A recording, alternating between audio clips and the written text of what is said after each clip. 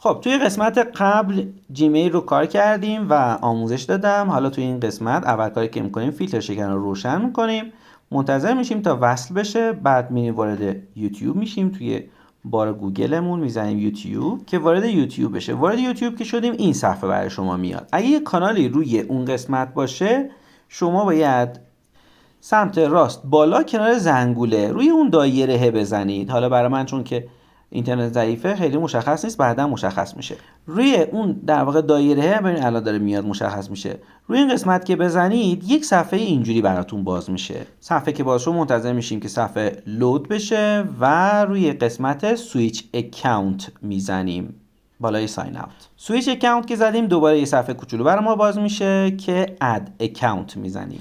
اد اکانت که بزنیم یه صفحه دیگه که باز میشه میگه آقا این چند تا جیمیل دارین، همینا هستن یا یکی دیگه است. خب اگر جز این باشه ببینید آخرین گزینه برای من اومده، اگه جز اینا باشه من روش میزنم وارد میشم، اگه نه باید بزنم use another account و جیمیلمو وارد بکنم.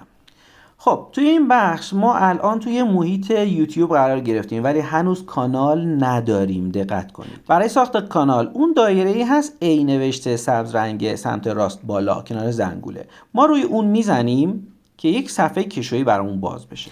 صفحه کشویی که باز شد ببینید اون بالا با آبی نوشته create a channel، ساختن یک کانال، روی اون میزنیم و توی قسمت قبل ما اسم کانالمون انتخاب میکنیم. اجازه بدید اون در واقع پروفایل اون قسمت دومش همون خودش باشه ولی اسم کانالتون انتخاب کنید هرچی دوست دارید. و create channel میزنیم. الان کانال ما دیگه آماده است. وارد کانال که میشیم دو تا گزینه برای ما میاد، customize channel و manage videos. اول روی customize channel میزنیم. خب customize channel بزنیم یه صفحه دیگه برامون باز میشه و میبینید welcome، اینو continue بزنید، کارش نداریم. و این صفحه هایی که میبینید و جاهایی که میبینید رو من بهتون توضیح میدم کامل. یه بار تا آخر بریم الان برگردیم. ببینید الان آپلود ممکنه اول دیدید نیومده بود. یه تصویر رو من آپلود میکنم، میزنم و دان آپلود میشه. بعد اون قسمت بالا حالا پابلیش رو میزنم سمت راست بالا، پابلیش دیدید زدم میاد میشینه روی صفحه. حالا این قسمت رو میبینید بالاش دوباره آپلود داره، اونو میزنم یه عکس انتخاب میکنم، از من یه ایرادی میگیره، میگه آقا ابعادش باید این در این باشه. خب من این رو میذارم کنار و میرم یه عکس دیگه انتخاب میکنم. خب ببینید این عکس نشسته، دان میزنم، قسمت راست بالا پابلیش میزنم و وقتی که این گزینه پایین اومد که نوشته پابلیش شد یه ذره صبر کنیم تا بیاد، اینا اومد. حالا ببینم اون صفحه ریفرش میکنم تا ببینم اون تصویر کجا میفته. ببینید یه ریفرش میکنم تصویر اون بالا میفته، این صفحه اومد پایین‌تر تصویر بالا افتاد. الان کانال ما از نظر یوتیوب کانالیه که میتونه مانتایز بشه، چون باید اینا رو انجام بدید حتما. بعد اینجا دیسکریپشن داره، راجع به کانالتون توضیح بدید و موارد دیگه. اون پایین یه دونه آپلود دیگه داره که میاد مثل توی آپارات دیدید اون پایین اسم کانال مینویسه، میتونید تصویر هم بندازید. من این تصویر پابلیش میکنم و این تصویر میتونه گزینه‌های پایین، میتونه مثلا از اول باشه، از وسط باشه، در طی باشه، هر چی دیگه خودتون میتونید بزنید. هر جا مشکل داشتن بپرسید و توی یوتیوب توی گوگل بزنید هم ترجمه‌شون میاد براتون. البته فکر می‌کنم زبان فارسی هم داشته باشه که من انتخاب نکردم. خب پابلیش شد و بریم سراغ قسمت بعد. این قسمت هوم تب که بزنید می‌بینید چون من ویدیویی نذاشتم، شورت ویدیو هیچی نذاشتم، هیچ اینجا مشخص نیستش. خب این بار بریم وارد کانال بشیم و منیج ویدیوز رو بزنیم. بازم ویدیویی نداریم پس منیجی نیست. بعدن که ویدیو میذارید همه اینا پر میشه دوستان و این ویدیو لیست میشه براتون. اینجا سمت چپ میبینید که یه لیستی گذاشته، من روی انالیتیکس میزنم برای اینکه آمار ویدیو و کانال رو برای من بیاره. میبینید هنوز هیچی مشخص نیست چون که مثلا ویدیویی نذاشتیم.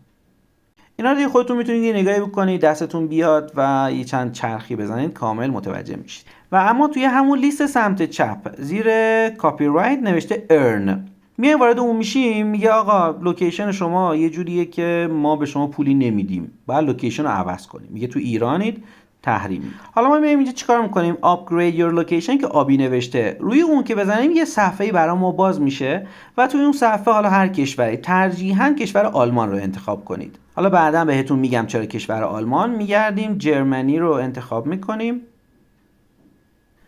و سیو رو میزنیم. سیو رو که بزنیم یه ریفرش که میکنیم ببینیم برامون فعال شد. حالا چیزایی که مهمه اینا رو خودتون نگاه بکنید. چیزایی که مهمه اینه که میگه 1000 تا سابسکرایبر باید بگیریم و یا 4000 ساعت واچ تایم برای ویدیوهای طولانی یا شورت ویدیو 10 میلیون.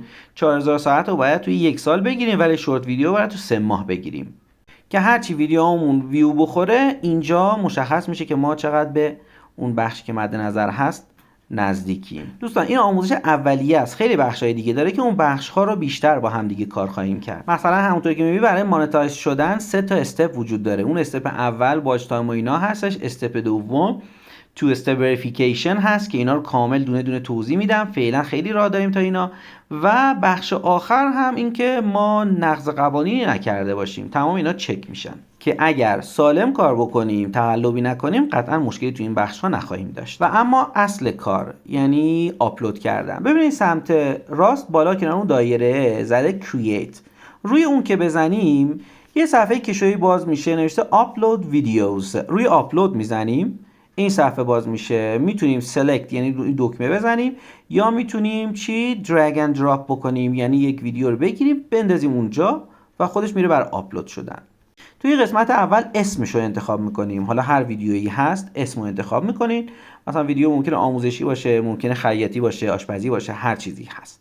توی دیسکریپشنش هم توضیحات، هر توضیحی که دوست داشتید توی دیسکریپشن شما وارد میکنید. من یه ذره میایم پایین‌تر. اون قسمت پایین پلیلیست داره. لطفاً دسته‌بندی بکنید. یعنی آشپزی فلان یا خیاطی فلان دسته‌بندی بکنید روی پلیلیستتون. مثلا من میذارم آموزش، بعد کرییت میزنم، بعد هر ویدیویی می‌خوایم بزنید از توی پلیلیست روی این تیکش روی کلمه بزنید. این تیک میاد، تیک مشکی باید بیاد حتما. میایم پایین‌تر گزینه not for kids رو حتما بزنید. show more رو بزنید، حتما بزنید و بریم سراغ بخشای بعدی. ببینید باز میشه.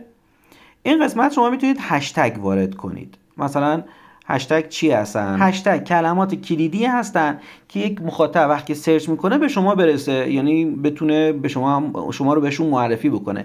مثلا من آموزش زبان انگلیسی دارم، یکی از هشتگام اینه که آموزش زبان انگلیسی کتاب فامیلی اند فرندز. مینویسم کتاب فامیلی اند فرندز. خب که اگر کسی فامیلی اند فرندز رو تو گوگل سرچ کرد منو بهش معرفی بکنه. چرا؟ چون من اینجا هشتگ گذاشتم براش. تا یه عالمه هم هشتگ میتونید بذارید. 7-8 تا بذارید کافیه.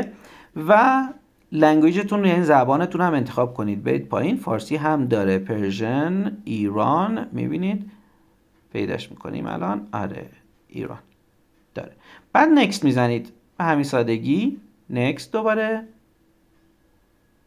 نکست. توی قسمت آخر ما یا میتونیم پرایوت ویدیو رو منتشر بکنیم یا پابلیک. خب معمولا پابلیک ما میخوایم دیگه. و گزینه اسکیجوال هم داره. مثلا 4 روز دیگه پخشش بکن، ساعت فلان مثلا انتشارش بده. همه اینا رو هم میتونیم با هم دیگه میتونیم در واقع تست بکنیم و انجام بدیم. خب امیدوارم استفاده برده باشید. حتما این کار رو انجام بدید. با هم دیگه به امید خدا درآمد دلاری خواهیم داشت.